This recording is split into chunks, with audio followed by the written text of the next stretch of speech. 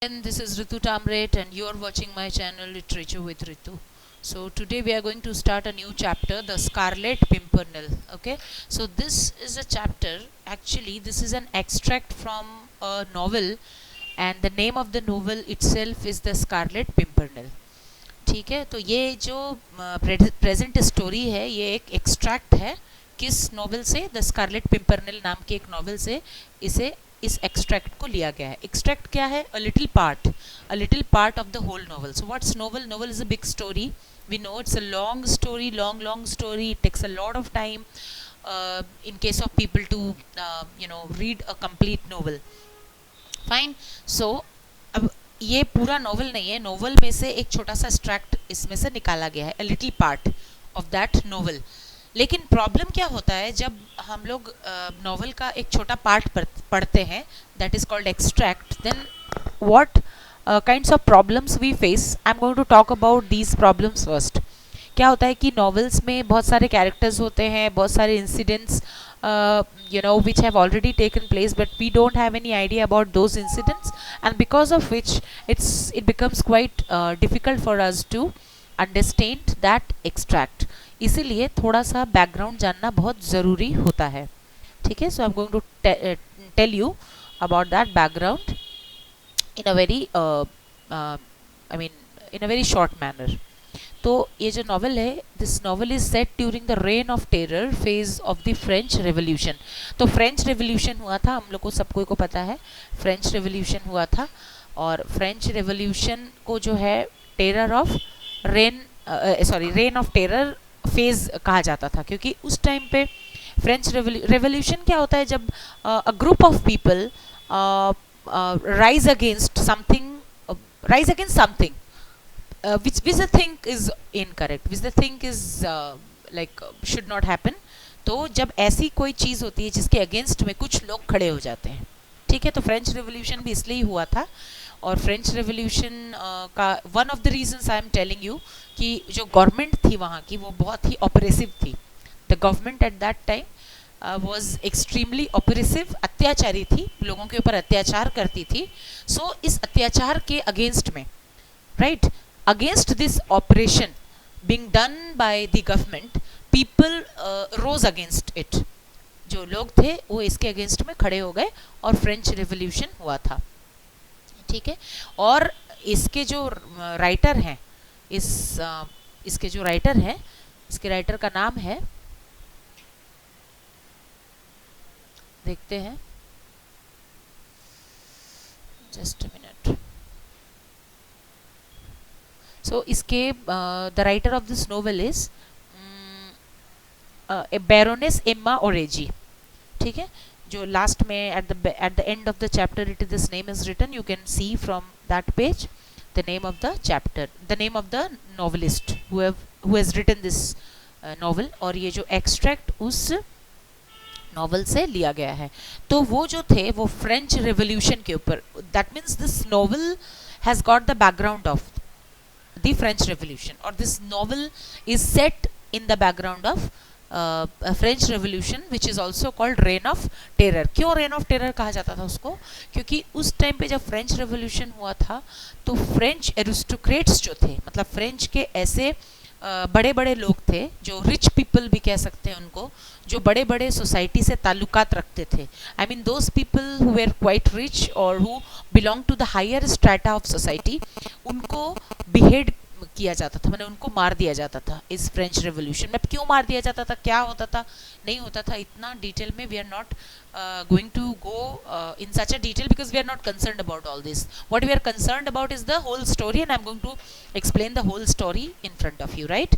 So उनको French aristocrats को मार दिया जाता था, behead कर दिया जाता था. beheaded means उनके माने उनकी सर को उनके धड़ से अलग कर दिया जाता था, and in this way they were executed, or they were being executed at the time of French Revolution. That's why this phase is also called reign of terror. तो behead कैसे किया जाता था उसके लिए ये देखिए, ये एक मशीन होता था जिसको ग्योलेटाइन कहा जाता है. गिलोटाइन कहा जाता है इस मशीन को, and with the help of this machine ऐसे लोगों को यहाँ सो जाना पड़ता था, और ये जो कटर है, इस कटर से उनकी मुंडी को काट दिया जाता था। ठीक है, तो इसीलिए it's really looking so dangerous, like it's scary, कितना फ्राइटनिंग ये लग रहा है देख के, इसीलिए इस समय को रेन ऑफ टेरर भी कहा जाता था। ठीक है, अच्छा, अब ये जो नॉवेल है, I have so far told you that this novel is set in the background of French revolution. तो ऑब्वियसली ये जो पोएम है फ्रेंच रेवोल्यूशन से ताल्लुकात रखता है, तो उसकी जो स्टोरी है that is also related with French revolution. तो फ्रेंच रेवोल्यूशन में क्या होता था, ये फ्रेंच एरिस्टोक्रेट्स को इस तरह से मार दिया जाता था। तो ये जो नॉवेल है उसमें जो राइटर है और जो नॉवेलिस्ट है, he has depicted one character whose name is Scarlet Pimpernel, and he is the story of the novel, he is the hero of the novel। ठीक है, इस स्टोरी में स्कारलेट पिंपरनेल नाम का एक कैरेक्टर है, and who is the hero of this novel. ठीक है, ये एक मिस्टीरियस लीडर है जिसके बारे में कोई नहीं जानता है। ये स्कारलेट पिंपरनेल एक mysterious leader of group of English nobles. English nobles का माने, नोबल्स कौन है? नोबल्स होते हैं जो राजा के दरबार के जो लोग होते हैं, the people who belong to राज दरबार, the people who belong to kings palace, मतलब किंग के साथ में जो बैठते हैं उठते हैं उनके साथ, उनको नोबल्स कहा जाता है। तो वहाँ के इंग्लिश नोबल्स का ये राजा था स्कारलेट पिंपरनेल। ठीक है, तो द राइटर और बैरोनेस एम्मा जो है, उन्होंने he has depicted one character whose name is Scarlet Pimpernel, and he is the hero of the story, और he is the hero of the novel। अब स्कारलेट पिंपरनेल मिस्टीरियस क्यों है? क्योंकि वो छुपा हुआ है, कोई नहीं जानता है कि स्कारलेट पिंपरनेल है कौन। वो है, लोगों के सामने है विथ सम अदर नेम। ठीक है, with some other name he is among people, but who nobody knows who Scarlet Pimpernel is, right. लेकिन किसी दूसरे नाम से वो लोगों के बीच में रहता है। ठीक है, सो वो क्या करता था? फ्रेंच एरिस्टोक्रेट्स की मदद करता था। देखो, who help French aristocrats escape being beheaded by rebels। rebels कौन हुए? जो रेवोल्यूशन करते थे, जो अगेंस्ट में थे, जो अगेंस्ट में उठ खड़े हुए थे फ्रेंच रेवोल्यूशन के, फ्रेंच गवर्नमेंट के। Those people where called rebels. अब ये रिबल्स जो थे वो फ्रेंच एरिस्टोक्रेट्स को मार देते थे, लेकिन ये जो स्कारलेट पिंपरनेल था, he used to help these French aristocrats, and he used to help in the sense वो फ्रेंच एरिस्टोक्रेट्स को भगा देता था वहाँ से। जब भी फ्रेंच एरिस्टोक्रेट्स की को बिहेडेड होने की बात होती थी, और like they were to be beheaded, right. अब जब उनको बिहेड होना है, they were to be executed, then उस समय में Scarlett पिंपरनेल used to help these French aristocrats in escaping from France। वो फ्रेंच एरिस्टोक्रेट्स की मदद करता था वहाँ से उनको भगाने में। मतलब जब उनका समय आता था कि हाँ अब उनको बिहेड किया जाएगा या उनको एग्जीक्यूट किया जाएगा, तो उस टाइम पे वो उनको वहाँ से भगा दिया करता था।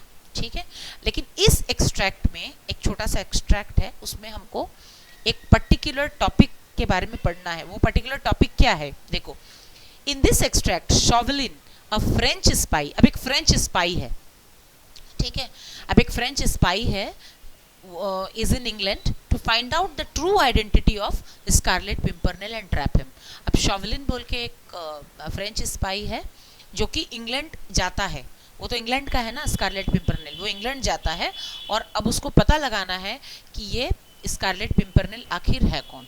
ठीक है, तो ये एक्सट्रैक्ट पूरा इसी के बारे में, the whole extract is about this incident, how Chauvelin has to find out who Scarlet Pimpernel is, how he finds him out, or whether he is able to find him out or not। उसके सही identity के बारे में पता लगा पाता है या नहीं लगा पाता है, ये इस पूरे एक्सट्रैक्ट में हम देखने वाले हैं। तो will Chauvelin be able to catch Scarlet Pimpernel, or will daring hero escape yet again? क्या स्कारलेट पिंपरनेल के बारे में ये पता लगा पाता है शॉवलिन, या फिर वो डेयरिंग हीरो जो है फिर से एक बार भाग जाता है.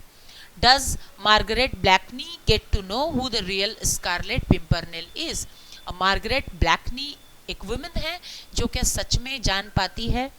Is she able to know who Scarlet Pimpernel is. सही में स्कारलेट पिंपरनेल कौन है, क्या वो जान पाती है. ये दो चीज़ों के बारे में ये पूरा एक्सट्रैक्ट है जो हमको पढ़ना है. So let's get started. मैंने I have told you the whole background of the story. That's enough. you are not required to know more than this which I have told you. Okay, so I hope you have got the sufficient background knowledge. अब हम यहाँ से start करेंगे. When Chauvelin reached the supper room. अब Chauvelin क्या है, Scarlett Pimpernel के पीछे पीछे लगा हुआ है क्योंकि स्पाई है वो. तो वो स्कारलेट पिंपरनेल के पीछे में लगा हुआ है. ठीक है. अब वो एक सपर रूम में आता है. सपर किसको बोलते हैं, रात के खाने को हम सपर बोलते हैं. राइट, रात के खाने को हम सपर बोलते हैं. और रात के खाने को हम सपर बोलते हैं. तो सपर वाले रूम में आता है. ठीक है, वो एक ऐसे रूम में आता है जहाँ रात का खाना अरेंज होता है. अब रात का खाना कहाँ अरेंज होता है, क्यों अरेंज होता है, किसके घर में अरेंज होता है, that we can not know because ये एक एक्सट्रैक्ट है. This is an extract and story जो है वो पहले से चालू है ना. ये तो नोवेल है ना. नोवेल के पहले जो है story has already started. Right, ये स्टोरी जो है वो पहले से स्टार्ट हो चुका है and we are unable to know कि ये जो सपर रूम है ये कहाँ के सपर रूम के बारे में बात हो रही है. तो हम लोग को उससे कोई मतलब नहीं है, हम लोग को बैकग्राउंड का नॉलेज है. And now we are not concerned about these small things. The main important thing we have already discussed. तो इट लुक डिजर्टेड. अब ये जो रूम था ये डिजर्टेड दिखा उसको. शॉवलिन रूम के अंदर आया और रूम जो है उसको पूरी तरह से डिजर्टेड दिखा. So what is the meaning of deserted. Deserted का मतलब होता है कि जहाँ पर कोई ना हो, खाली एकदम. ठीक है, खाली था वो सपर का रूम जो एकदम खाली था. और इसके लिए आप यूज़ कर सकते हैं एबंडेंट भी यूज़ कर सकते हैं. ठीक है, एबंडेंट यूज़ कर सकते हैं क्योंकि ये जो सपर रूम था it was totally abundant. Nobody was being seen over there in that room except 1 or 2 person. Maybe 1 or 2 persons were there but nobody else. Like it was not crowded.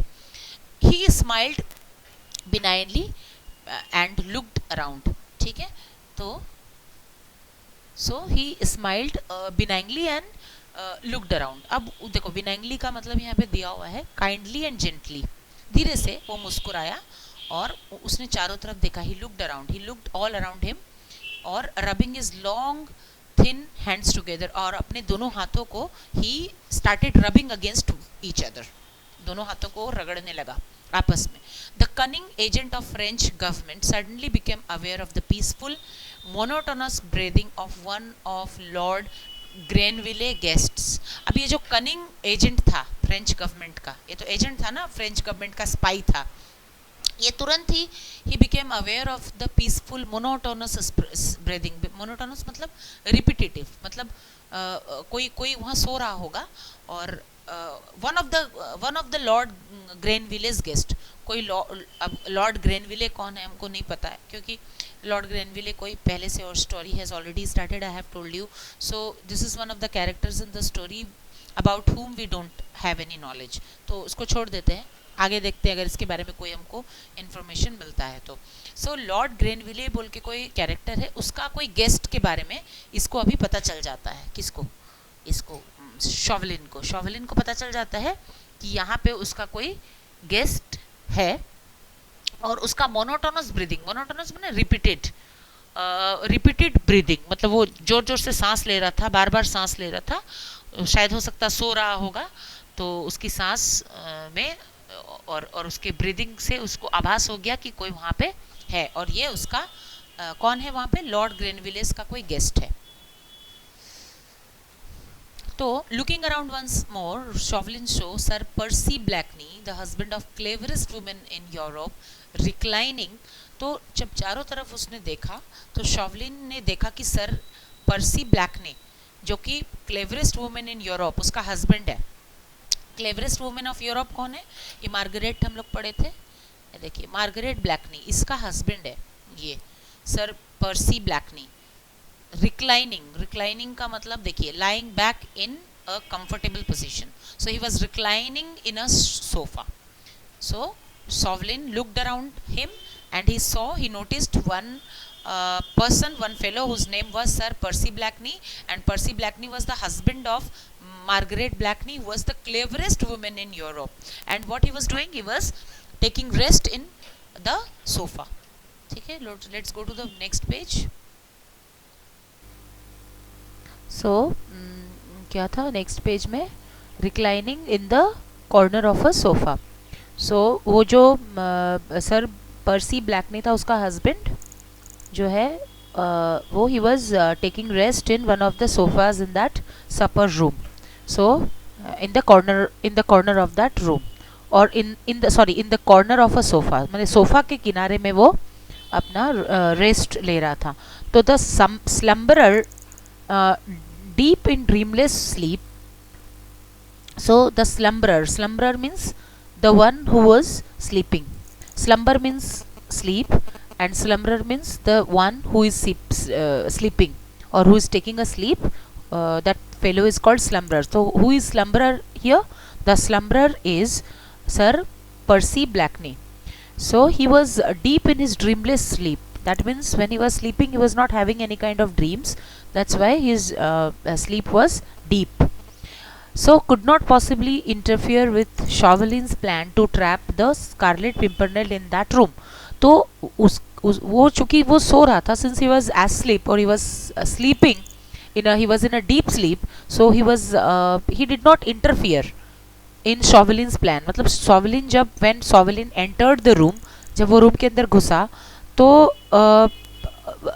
चूंकि sir पर्सी black ने सो रहा था, तो उसने सॉवलिन से कुछ भी नहीं पूछा कि भाई तुम क्यों आए हो, या क्या काम है तुम्हारा, who you are looking for, who you are searching for, you know, so many question. So उसके प्लान में, मतलब इंटरफियर विथ सॉवलिन्स प्लान, मतलब सॉवलिन का जो प्लान था उसमें उस स्लम्बरर ने, उस नींद लेने वाले व्यक्ति ने किसी तरह का कोई भी इंटरफियरेंस नहीं डाला. So I try my best to tell you the meaning of each and every line, right? This is what I'm trying to emphasize here. कि मैं जब explanation देती हूँ तो मुझे I try my best really that I must give you the meaning of each and every line along with the meanings of each and every word in that line. ठीक है, तो इसलिए मैंने यहाँ डीपली से समझाया कि स्लम्बरर ने शॉवलिन के प्लान के साथ कुछ भी इंटरफेयर नहीं किया, because he was asleep, he was sleeping, और he was having a deep sleep. तो ट्रैप स्कारलेट पिंपर, उसका प्लान क्या था, शॉवलिन का प्लान क्या था, स्कारलेट पिंपरनेल को पकड़ना इन दैट रूम, मतलब उस रूम में वो स्कारलेट पिंपरनेल को पकड़ने के लिए आया था.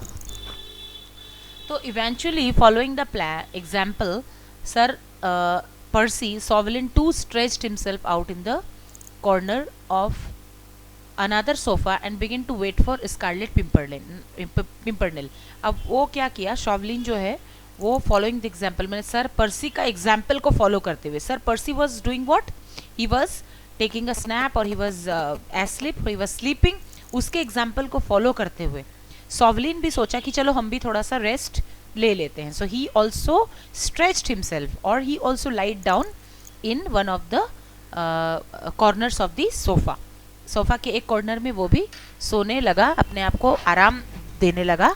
And he started waiting for Scarlet Pimpernel, और स्कारलेट पिंपरनेल के लिए वो इंतज़ार करने लगा. But he waited in vain, लेकिन हुआ क्या, वो पूरी तरह से जो वेट किया था वो पानी में चला गया. वेटेड इन वेन, वेन मतलब फालतू चले जाना. क्यों फालतू चले जाना, वो इसलिए क्योंकि cunning Scarlet Pimpernel had already escaped once again, क्योंकि स्कारलेट पिंपरनेल ऑलरेडी भाग चुका था. ठीक है, so I am going to give you some synonyms for vain and escape. So for vain you could write futile, futile चले जाना, he waited in futile. ठीक है, और he waited uselessly, he waited pointlessly, you could write these words. और escaped के लिए लिख सकते हैं, you could write for escape ran away लिख सकते हैं, ran off लिख सकते हैं, ठीक है। तो ये 2 words you can write in place of escaped. See, this is Percy Blakeney and he is Chauvelin. Next morning, as Margaret reached her room at home in Richmond. अब नेक्स्ट मॉर्निंग क्या हुआ, जब मार्गरेट जो थी वो अपने घर पहुंची रिचमंड में. Richmond is a name of a place, और उस जगह पे मार्गरेट जो है वो अपने घर को पहुंची. Who was Marguerite? Marguerite was the wife of sir Percy Blakeney, जो कि रूम में सोया हुआ है, और शॉवलिन उसके उस रूम में घुसा है, सब सपर वाले रूम में घुसा है. And who he was searching for Scarlet Pimpernel, ठीक है. तो ये जो मार्गरेट है वो अपने रूम में घुसी, रिचमंड कोई जगह का नाम होगा. The most contradictory thoughts and emotions took possession of her mind. Now most contradictory thoughts मतलब ऐसे थॉट्स जो एक दूसरे को काटते हों. Contradictory means the kind of thoughts who are against each other. Like she was puzzled with some thoughts. She was वो puzzled थी. she was engaged in some contradictory thoughts, और she was engaged in some vexing thoughts जो उसको सता रहे थे. ऐसे thoughts जो आपस में एक दूसरे के अगेंस्ट, कभी ये thought आ रहा था, कभी वो thought आ रहा था, this that. so she was puzzled, and she was a kind of like she was vexed by those thoughts which were going on in her mind, and emotions took possession of her mind. जो मैं बताई यही उसका मतलब हुआ कि वो उस चीज़ से बहुत परेशान थी जो उसके ये थॉट्स और इमोशन जो है उसके माइंड का पोजीशन ले लिए थे. मैंने उसके माइंड को पूरी तरह से एंगेज कर लिए थे.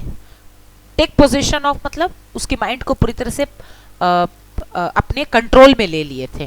These thoughts, that means contradictory thoughts and emotions had taken complete control of her mind, ठीक है.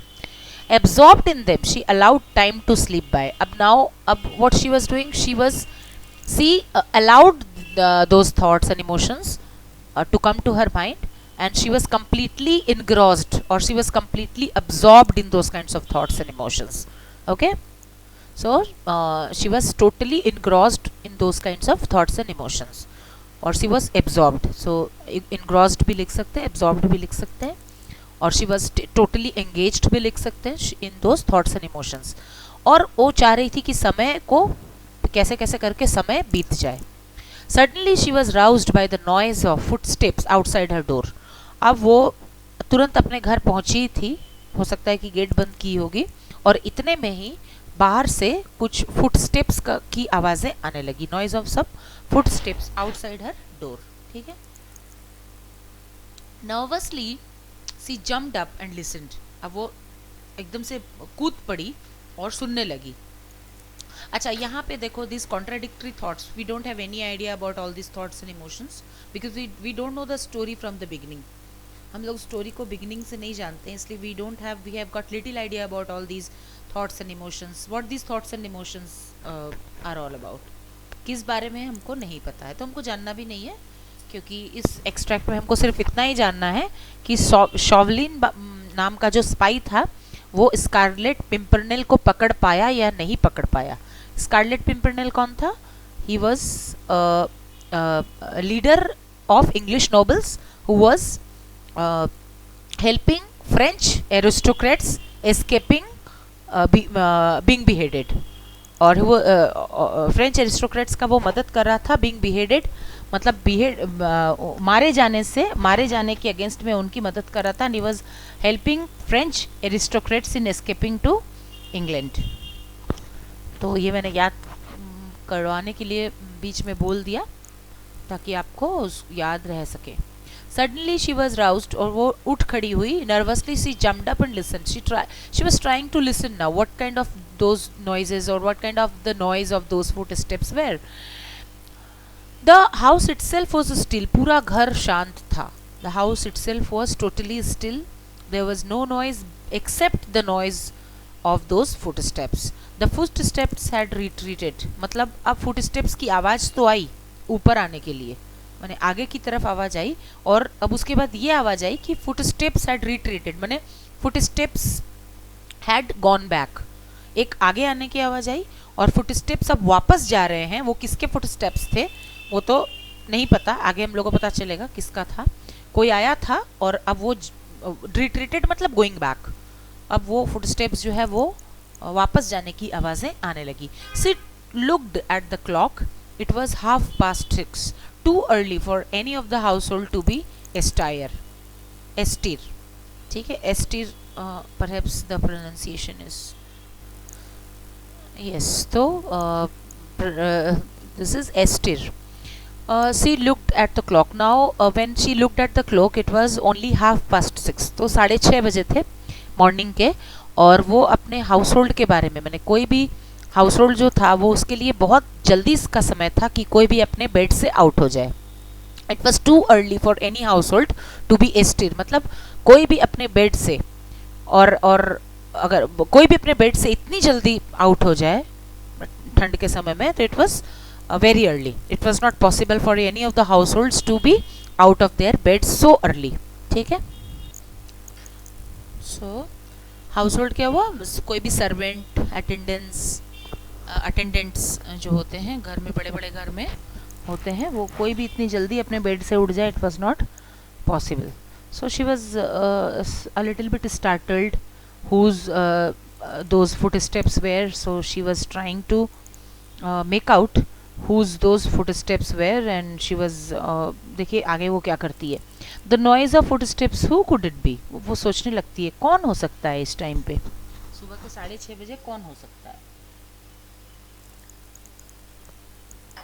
gently on tiptoe she crossed the room and opened the door to listen। अब वो gently एकदम धीरे धीरे वो जाने लगी, एकदम टिप टू के ऊपर, एकदम बहुत धीरे धीरे वो जाने लगी और ओपन द डोर, और वो देखी, सुनने की कोशिश की कि कौन हो सकता है।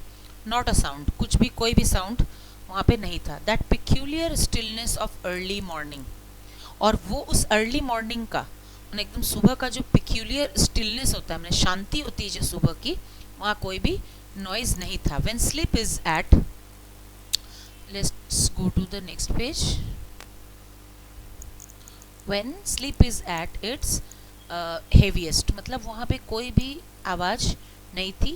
There was a peculiar stillness of the early morning, मतलब एक peculiar, एक distinct शांति थी वहाँ, एक ऐसी शांति थी। There was a peace of a kind of distinct nature or distinctive nature you could say in that early morning, जो हमेशा होता है। ऐसे तो अर्ली मॉर्निंग में शांति नहीं होती है, चिड़ियों की आवाज़ आती है, but I don't know why the writer has written like this. तो वहाँ पे एक जो शांति थी, when sleep is at its heaviest, मतलब उस टाइम पे जो जो जो सबकी नींदें होती है वो हैवी नींद होती है, मैंने सब एकदम जोर से सोए हुए थे, एक डीप स्लीप में सब कोई होते हैं। And that was the reason why she was so puzzled, that was the reason why she was so confused about the footsteps, कि वो फुटस्टेप्स किसका हो सकता है, whose those footsteps could be, ठीक है, वो किसके फुटस्टेप्स हो सकते हैं। But the noise had made her nervous when suddenly at her feet on the very doorstep she saw something white lying there, a letter evidently। लेकिन अब वो थोड़ा सा नर्वस हो जाती है, क्यों, क्योंकि सडनली एट द साइड, मैंने अपने पैरों की जगह में, एट हर फीट, अपने पैरों की जगह पे, what she found a envelope, और शी फाउंड अ लेटर, ठीक है। She hardly dare to touch it, it seemed so ghost like, it certainly had not been there when she had come upstairs. अब जो है वो थोड़ा सा उसको लगा, थोड़ा ghost like why she was thinking it was a ghost like, because वो she had a little while back she had just entered her room, she just had gone up the stairs, वो just थोड़े समय पहले she had gone up the stairs and she had entered the room, और उस time पे उसके दरवाजे के सामने there was no envelope, और a little while later, only a little while later, मैंने थोड़े समय के बाद उसके दरवाजे पे एक वाइट रंग का लेटर आ जाता है. तो she got so confused and she it seemed to her somewhat ghost like, somewhat like spooky, थोड़ा सा स्पूकी लगा उसको कि अरे ऐसा ऐसा कैसे हुआ कि अभी यहाँ नहीं था और अभी भूत के जैसे यहाँ कोई रख के चला गया. तो ये थोड़ा सा उसको गॉस्ट लाइक लिख सकते हैं. Spooky you could write eerie, you could also write a word sinister in place of ghost like. ठीक है. तो why I am giving you so many synonyms, because at the time of writing explanation or at the time of giving answer of the questions in the extract given in the examination. So आप ये words को जो different synonyms I give you while giving my explanation, so you can make use of these words, you can make use of these expressions given by me while giving my explanation, so that that will be a kind of like catchy answer. And it's also going to have a very good impression on the mind stuff of your teacher, and I think you're going to score a very good marks out of these. So इसलिए मैं आपको ये सब words बीच बीच में देती हूँ. तो ये वर्ड्स आप लिख सकते हैं. It certainly had not been there when she had come upstairs. तो यहाँ तक आज रहने देते हैं, अपस्टेयर्स तक. This is the first part of this story, and in the next part we are going to start from here. At last she stooped, so we are going to start from here. So if you like my ways of teaching, my ways of explanation, then please do like my videos and subscribe to my channel if you are new. And if you have got any queries, any questions related to the kind of explanation I gave, related to the kind of stories I give explanation about, then please do write your queries right in the comment box. So I will try my best to give you the answer of each and every question of yours. Till then, bye bye.